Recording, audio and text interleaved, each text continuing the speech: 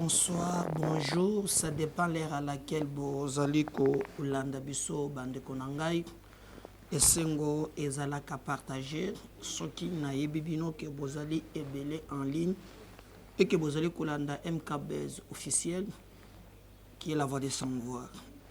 Merci na ba partenaire na biso nyonso bato bazali kosala biso conscience to yebisaki bino que MKBez officiel ezali même esika il y a qu'à faire passer oyo lingo sala mokile yeba yango tu peux nous contacter dans le nombre ya ba bazolanda biso les milliers d'abonnés vraiment tous allés ensemble na bino donc olingi boutique maison likambo na yo eyebana tabatu mususu bazana ba makambo na bango mwa mingi likambo na yo tu nous contactes to solo la très bien au PC biso o esengeli comme nos droits et que chaque jour to bandi ko sala promotion ya likambo na yo eyebana pambate biso tozali mongongo ya baye bazangi mongongo to ali la voix des sans voix plaisir na batu nyonso ba soutenaka biso na ko partager ba mission na biso bozali na 5 continents boza partout je ne sais même pas vos kotanga bino merci beaucoup yo pe ozotala biso pour la première fois lelo j'espère que vous abonnez vas-y d'abord s'abonner après zo lien ou partager ngo na ba groupe partager ngo na bato misusu pese biso makasi yake tokende le boso ko bosa na te mingi ko aimer vidéo place ko mi j'aime faut ko aimer bande ko nanga to ko solola na bino lelo makambo mwa mingi na moment déjà basango basi batie na se to komi ko telema to kende ensemble opposition comme majorité to simba na maboko Albert Molek ancien directeur de cabinet ya Etienne Tshisekedi ayeko la musa polémique moko lisusu et tozo comprendre ba biso banani babata misima wana je crois to ko tiele bino vidéo bokolanda na mission makambo ni alobi lisusu sur Denis Kadima et pourquoi aujourd'hui au moment où ba marche zali reporter au moment où tension zo ki tabato ba kende na élection pourquoi ko bimaka ka lelo ko lo makambo ya lobaki bokolanda yango na émission ya mokolo ya lelo. Qu'est-ce qui se passe encore entre Jacques Kiaboula, gouverneur ya Katanga, na Moïse Katumbe Chiabou, président ya Mazemba, na président ya Ensemble pour la République. Intox ou vérité, bo koyeba yango bandeko na émission ya mokolo ya lelo. Adolphe Muzito Fumumpa, l'ancien premier ministre ya mboka na biso, il n'a pas ménagé l'église catholique et le pouvoir, il s'est prononcé par rapport à Boyo Kanyo eleki entre l'église catholique na pouvoir en place. Muzito a s'exprimer. Voilà au moins les 3 points où vous allez la réflexion na biso mokolo ya lelo.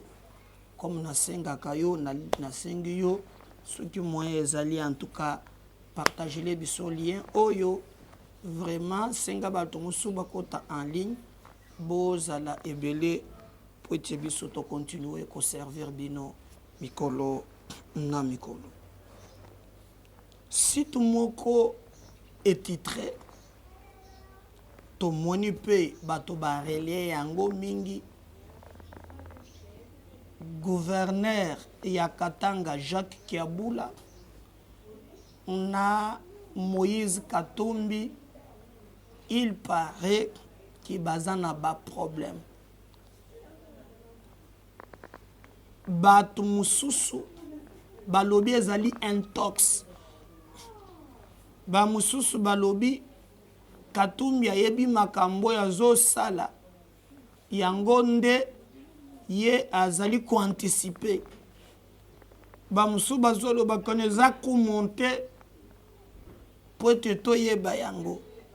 N'oubliez pas que mikolo lekaki gouverneur wana ya Katanga, et je crois Jacques Kiabula abengisaka bato na stade na cadre ya makambo ya bal boyibiki azalaka président ya Lupopo. Il a même dit publiquement na bato lobaki Baba Kyungu atikela bango testament de soutenir le président de la République Félix Tshisekedi. Là il parlait au moment où Katumbi consultait pour na makambo mususu. Et à la fin il a dit votre frère Jacques Kabula Katembo de père et de mère.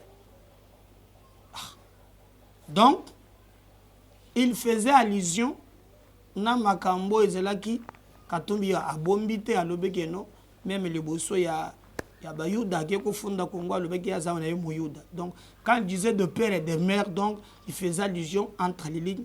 Vous comprenez qu'abandeki koloba nim.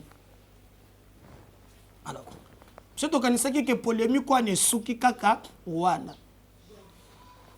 Mais il y a 2 jours, batumi bale babenga kingai na Lubumbashi. Po ngade ebisaka bino ke MKB's officiel biso tozwa kaba info. Mais des fois au monaka tozwa kata ya ko vérifier yango. Mais le rumeur l'intox avant que ozwa dessus biso toyaka to fixer bino yango.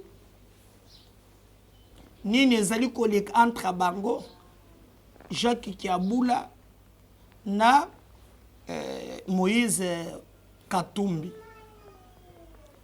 Ba source mususu balobi boy. Moïse Katumbi, il paraît, parce qu'il ne faut pas vraiment, je donne les sources parce qu'il faut aussi continuer, mais j'alerte toujours. Comme même na site wana po mona ke biso to zoa ke ezali Congo Vox ba muso bazi flash.cd bari yango na bato ebele.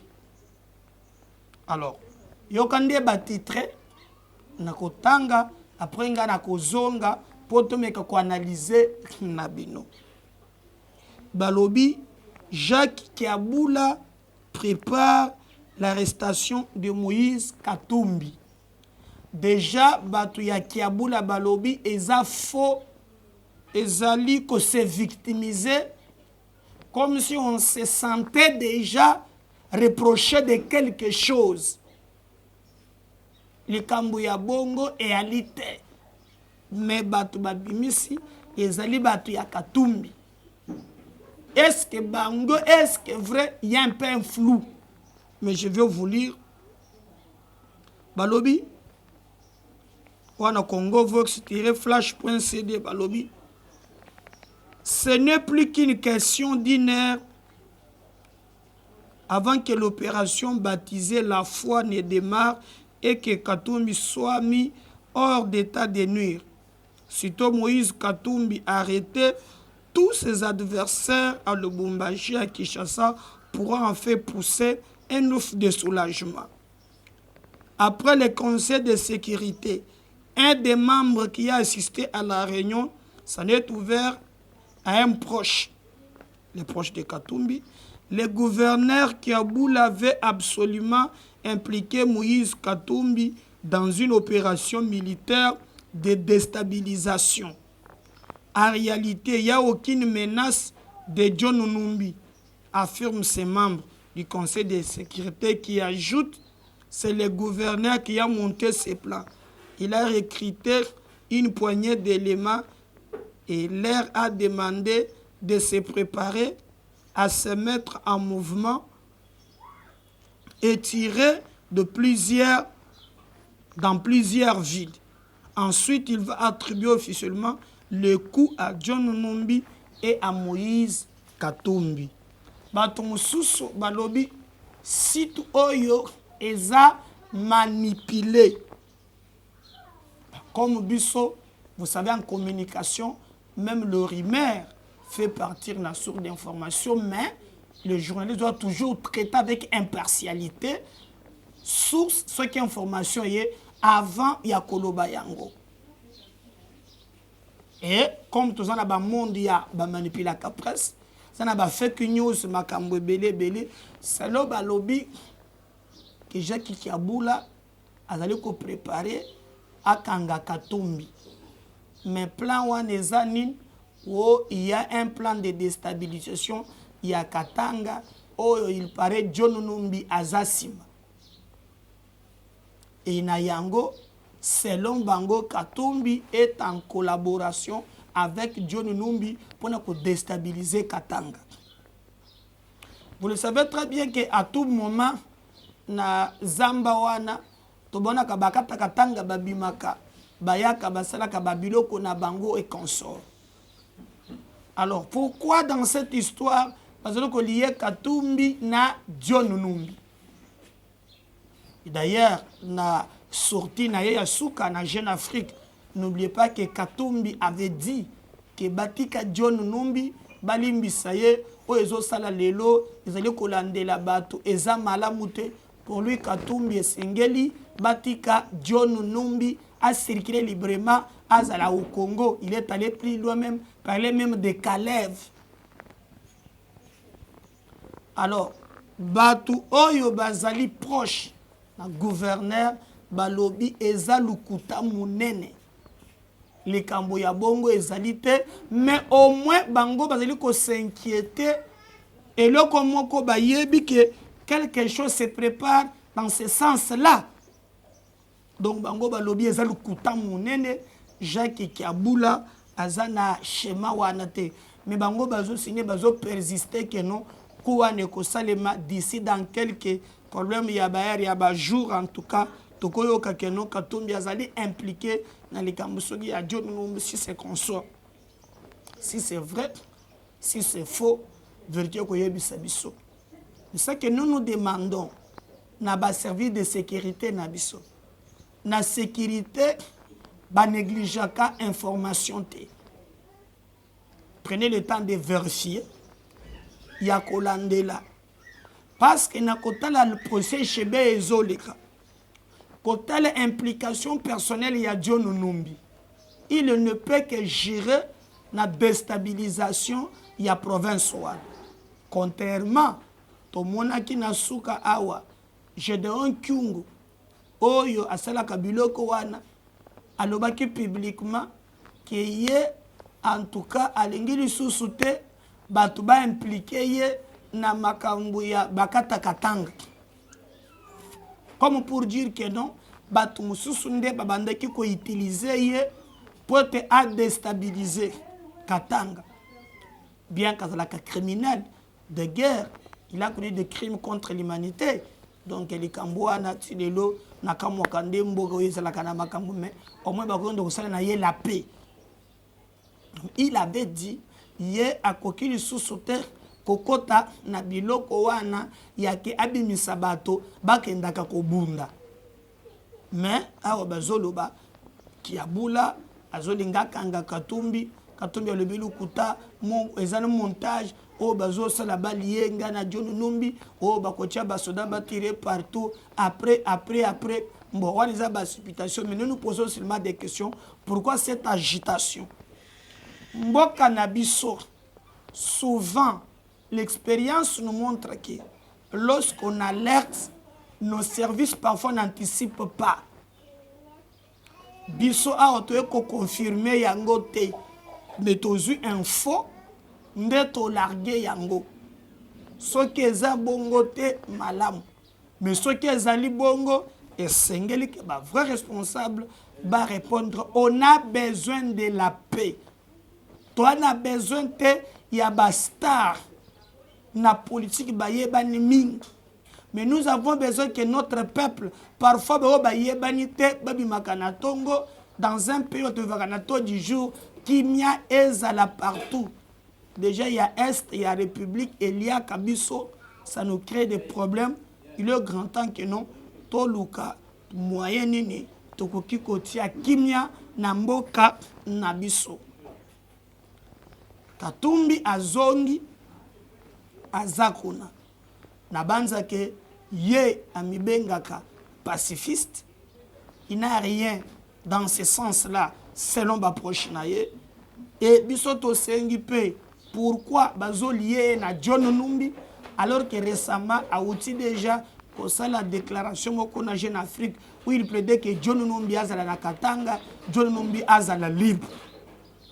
Donc il s'est passé un peu de choses que bisoto zali vraiment d'expert na matière de sécurité te bisoto kokaki kaka kopesa information pour tozakaka na mungongo na biso. C'est que nous disons tolongi soko yoka te o bato babimi babeti masasi 4 parce que na mboka oyo bomo ya moto et comment eza na susu na tina te. Donc o moto akufi. Donc les gens trouvent ça normal comme si la vie est la brouillon. Donc boye bakam bref likambo ezali na niveau wana balobi kiabula lobi eza bongo te mais bazo mituna pe mituna lolengi babimisi yango na ba réseaux sociaux ba komisi yango na ba site. Est-ce que yango sur roche il y a quelque chose qui blesse? En tout cas bisomoko toyebi te me moto na moto à quoi analyser. C'est au service des secrétaires ya kolandela si c'est vrai ou c'est faux. Ah oui, c'est au service ya kozwa eloko wana balobi o bazalaki na réunion ya sécurité moto moko nda longo wana akoko ebisaka tumbi biso awa to confirmer eloko moko te mais to alerter to pesi information likambo ezoleka na ebisaki bino que non le courant ne passait pas pour nanine to yebite mais kiabula mibengaki des pères et des mères. Nous ne voulons pas qu'il va utiliser le pouvoir public pour na kosala biloko ya mabe mais ce qui peut muntu azali ya solo na likambo loi tope mbula matadi ya mboka na biso azana intérêt te ya ko protéger moto ata moko parce que en ce moment là tokoloba que non état de droit et sali mosala nango au vrai sens du mot. Bandeko ya katumbi bien ba proche na ye soki boyebi ke likambo wana katumbi abina ye likambo te bazolanga bakosele makambo il faut kozala kimia laisser un peu s'agiter ko inonder toile ndenge tomoni awa toile eza inondé na ba biloko wana ekozala quand même très très important pour nous. Alors, je vous avais dit, il y a Mibale et Zali Likambo, il y a Albert Moleka. Vous savez très bien qu'Albert Moleka, Zalaka, ancien directeur et des cabinets Etienne Tshisekedi, il y a Wivine Moleka. Alors, au moment où Akalumi et Koti, lelo makambo ekomi kobeta ke même catholique oyo azalaki contre apesi concession bato bakomi kokende po ete tokende kotonga ensemble mboka na biso polémique moko Albert Moleka alamusi yango et on se pose la question quel est l'objectif ya koloba maloba oyo ya lobi lelo qu'on crée cette polémique et qu'on profite nanani banani bazali susu na babiloko wana epesi passe yo ozali membre influent ya IDPS parce que na soko na lobi que non il garde des relations na batunyo sur na IDPS mais sorti na ye na moment oyo ça cache encore l'ambition mususu o ezali clarté alobi clairement que Denis Kadima ndenge azali wana ye ayebi ye comme cadre ya IDPS comme directeur de cabinet ya Tshisekedi et puis ayebi quand même batu ya ayebi batu na IDPS selon lui ayebi batu nyonso ya IDPS ezala ya awa ezala oya libanda et il pense que Kadima sur le plan technique aza meilleur. Il a même relativisé pour nous kolobaki non comme bato mosusu pe toza kaka na ba expert rebellé en matière électoraux. Là, il a au moins souligné. Mais là où les bas blessent, c'est dans ces contextes où il y a Zobimela. Alobi boye, ceux qui botuni fédération, il y a IDPS, Afrique du Sud, Bayebi Likambouane. Fédération, il y a IDPS, Afrique du Sud, Bayebi. Alors, Bisso, Tolobi, Fédération, il y a IDPS, Afrique du Sud, Bayebi. Mais Kadji Mayemoko, na ba makamonyon solika kiyao. Même temps que babanda qui traité ba candidature, toyokaki que abe chole abimisaka eloko wanate. Maintenant, pourquoi aujourd'hui abimi kaka pour être abimisa likambouane? Et au moment où kaka marche au zelaki rataki bato bakitisaki tension, il vient encore revivre débat wana na intention nini. Alors bande konangai ngana kolinga te na loba mwa mingi parce que na salaki effort na zoela bino vidéo wana bino moko boyoka Albert Moleka bambaki ye na ndeko moko Philippe Fumpi. On revient juste après. Suivons vidéo wana, on revient juste après. Candidat président du DACENI va faire tout ce que le président de la République va lui demander. Non, je n'ai pas dit que Denis Kadima est proche de Félix Tshisekedi. Oui, j'ai dit que Denis Kadima est proche du camp présidentiel. Du camp. Et notamment de l'UDPS. Je peux le dire, je crois que personne ne pourra démentir ce fait. Moi-même, j'en suis témoin et je le dis. Ce qui fait que, en aucun moment, je ne remets en doute les compétences de Denis Kadima dans les matières électorales. Et je dis toujours qu'en RDC, nous avons des milliers d'experts électoraux. Mais là où le bas blesse toujours, c'est la proximité hein, d'un candidat présidentiel au niveau du bureau de la CENI et sa proximité avec le camp au pouvoir. Donc vous l'avez dit ça parce que par rapport à votre expérience, vous étiez directeur du cabinet du fait président Etienne Tshisekedi. Vous voyez Kadima à l'UDPS? J'étais membre de l'UDPS. Vous étiez membre très longtemps quand même. Donc je suis à même de savoir qui est proche de l'UDPS ou qui ne l'est pas. Vous les voyez dans des réunions? Écoutez, renseignez-vous auprès de notre Fédération d'Afrique du Sud. Je crois que les gens ne vont pas vous mentir. Les gens ne vont pas vous mentir. Alors ça crée un problème d'abord pour le candidat lui-même, puisque c'est difficile de résister à certains appels de sirène, d'autant plus si vous avez des relations particulières et privilégiées avec un camp. Et sinon, même si vous n'êtes pas proche de ce camp, c'est difficile de résister aux pressions dont vous serez l'objet.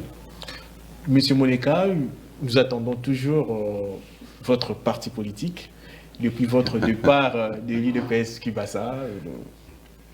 Dans le départ de l'UDPS Kibasa, c'était acté depuis janvier 2017. Hein, depuis janvier 2017. Mais comme je dis, l'UDPS, que ce soit l'UDPS Kibasa, l'UDPS Tshisekedi, l'UDPS Le Peuple, Moubake, même l'UDPS Tchibala, pour moi, bon, c'est des enfants d'une grande famille et nous sommes toujours partie de la famille. On garde toujours les relations et les contacts. Il faut toujours privilégier les relations et les contacts.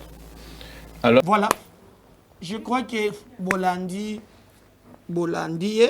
Makambo Alobi, Binomoko Bo juger, Moutona Mouton comprendre que les problèmes sont à niveau nin et pourquoi Moleka Abimika Kalilo.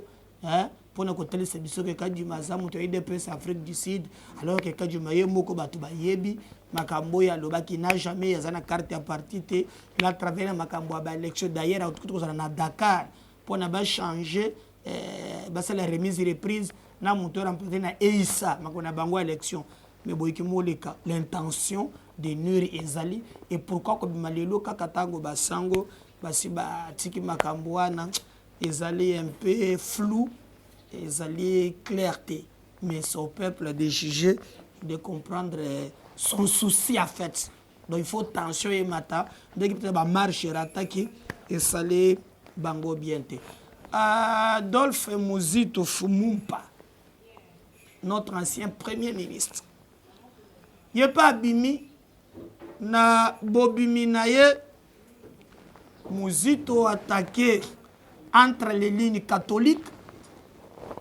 attaqué encore le pouvoir oui donc beaucoup taniwana et c'est ici ye atamukete pour nanini alobi boye soki lelo église catholique bayokani na pouvoir alors il se pose des questions bayokani na likambo nini nini esali ki boyokani na bango ezala en place mais il dit au moins le problème réel ba difficulté ba pasi ya ba congolais etikali intact azo monate lien ya apaisement oyo catholique basali na régime et d'ailleurs n'oubliez pas que na ba condition ya trouble peut-être que ça allait arranger Muzito. Il avait lui-même dit à l'époque que bako tia par tous les moyens que condition kozala wa que investisseur ayate. Donc on comprend que non ndenge tension et bandaki komata et bandaki kosala ke Muzito amona ke makambozo kende bien tension et les kaka parce que na ibisaki bino ceux qui ont tenu Muzito za na Kabila te oteni Fayulu boza na Kabila te oteni Katumbi boza na Kabila te bango nyonso bawanganaka mais catholique muto bomba bango pote babimaka et comme preuve regardez tango ka catholique aboyi ba reporter o batu tant catholique bageka bokotana na président basali kaka annonce wana wo utembi lobaki le lendemain marche là. Alors dans sa colère il ne comprend pas lien ni ne koki ko salake bayokana malobi ata bango bayokani mais pas si ya ba congolais tikali intact pour dire que les Congolais n'ont pas seulement besoin de catholiques mais ils parlaient même au-delà parce que le problème na bango ezali mibimba donc rien n'a changé. Alors est-ce que tu causes là maintenant Muzito Katumbi Kabila basala sikoyo accord na bango ya ba politicien na oba ki makawa est-ce que bakosala yango maintenant publiquement pour être bato bamona andor ya catholique donc to yebite to zali kozela yango et ko sala pote to ba bande konangai to moyen ya ko informer bino mais ya lobby ata bayokani ata bakutani likambo oyo etali ba congolais eloko moko échanger ezalité. Alors attendons voir na mikolo zoya soki bato musupe bakupasa oти ba commenter na noté hein depuis que nino il est ka que monto mais ya liboso ezali Muzito fona na pesi position na yete. D'ailleurs vous vous souvenez que Chole dans une émission ya salaki na niveau ya Top Congo il avait dit que il a traité bango alobeki bazaba extrémiste avant que baya ko sala alliance alobeki bazaba extrémiste mais maintenant que bakutani lelo bazo solo là on attend voir ce qui en réalité bato musuba kwa mboate ye pas depuis signé wana monto asali tweet à lobby na bani na salia na kombo ya nouvelle élan pas ya bloc patriotique na kombo ya nouvelle élan ezali mozito à lobby ata bayokani ata baseli ndenge nini mais situation congolais échangé te pas si échangé te donc apparemment comme si boyokani wana esepelisi bango te ba déstabiliser bango bazongisi bango sima esali un peu moi kokoso mais biso tozali déterminé ya koyebisa bino vérité maintenant etikali problème moko bango moko basasime bango maintenant basasime Katumbi Fayulu Muzito Kabila ba formaliser maintenant comme catholique qui est mupanzi bango ce ba formaliser accord pour le moment toyokani toke un accord na biso politique oyo bazoko kimaka mikolo nyos. Moi j'attends que ba musu peut réagir parce que na yoki ba oyo na yoki ba musu mais jusqu'à présent na yoki te réaction vraiment ya bandeko musu à part nouvelle élan. À part nouvelle élan ba mususu nanu ba balobité kanda ezali makasi on attend voir boyeki na Kabila na bato na ye boyokani ezalité bazali koputana bango na bango on attend voir vraiment surtout que procès pe ya bato babomi ya bassassin ezobandela mbulungani ekote na nga na bango biso tosengi ke régime ayeba ke ndenge maintenant bakoki kosala un pas avec l'église catholique et que dans la direction malam que notre peuple gagne contre naye et non pas que ba politicien ba gagne contre na bango Denis Kadima bazaleki na séminaire moko alors tous les ba pesa biso chronogramme parce que dans un programme il y a un chronogramme yango ndio ko sala pe apaiser et derrière ngako tunazo senga parce que même na 2011 to mona ki ngoyi mulunda balobaki ki azalaki proche soki na Kabila mais il avait commencé même à faire des démarches ya kende ko mona ka acteur politique nyons nga na sollicité que Denis Kadima amona Fayulu amona bato nyonso wana atalisa bango que non il est grand temps to tia ba divergence pembeni to se faire confiance to kende na élection mais il y a Denis Kadima te basa pesa ye chèque en blanc te bato ba contrôler to kende ensemble bon monaki que les États-Unis ba kendaki komona ye bato balingaka ba mindele bon que États-Unis akendaki kuna bon moni Union européenne akendaki kuna pa Kadima to moni Grande-Bretagne ndaki pa Kadima bango nyonso balobi ke bakotia misolo afin que bato nyonso babwaka miso na bango vers les élections.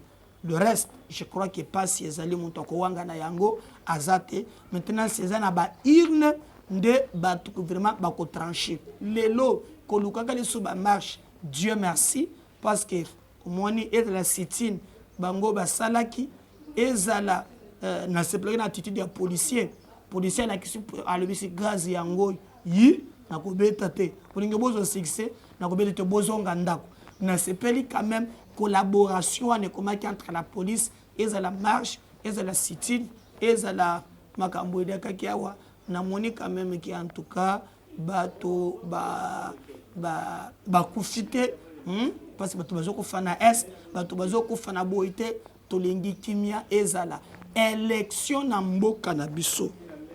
Moi je vais demander aussi na Kadima na équipe naye bato bazobima na balabala c'est de leur droit en dehors bato ya FCC pour ba wana baza mudi ba wana te mais bato mususu bali na droit ya ko contester yo pour te rendre musala madame donnez-nous les élections ya parfait na mokili ezalaka te il y a toujours ba kokoso ba raté ezalaka contestation partout ezali mais le plus important ezali ke yambala oyo ezala toto mona kina bango yumulunda na ba malmarto na bananga te balobi yondo za soki professeur de professeur en tout cas la kisabiso de quoi ozali capable wana toko sepela pe mboka na biso et qu'on gagne. Donc, il faut que pas batumsu bochanase, to fixer bisognon sur makanisi vers ces élections que tous osé là pour que le peuple nabiso à se retrouver. Merci de partager ces liens à Batunions. Est-ce que lorsque vous regardez aux alliés abonnés, abonnez-vous s'il vous plaît. Partagez na batu zala ambassadeur, top ambassadrice. Ça là qui batu s'abonner. Partagez le lien, commentez. N'oubliez pas, si tu comptes que tu peux nous venir en aide, c'est très important pour améliorer l'équipe Nabiso Tozali Kosala Moussala. Si Dieu ne revenait pas, en tout cas, Ngaï Nakoya Verbino. Qu'il est monté qui va y majoyo. Ngaï Medar Kankolongo. À la prochaine. Bye.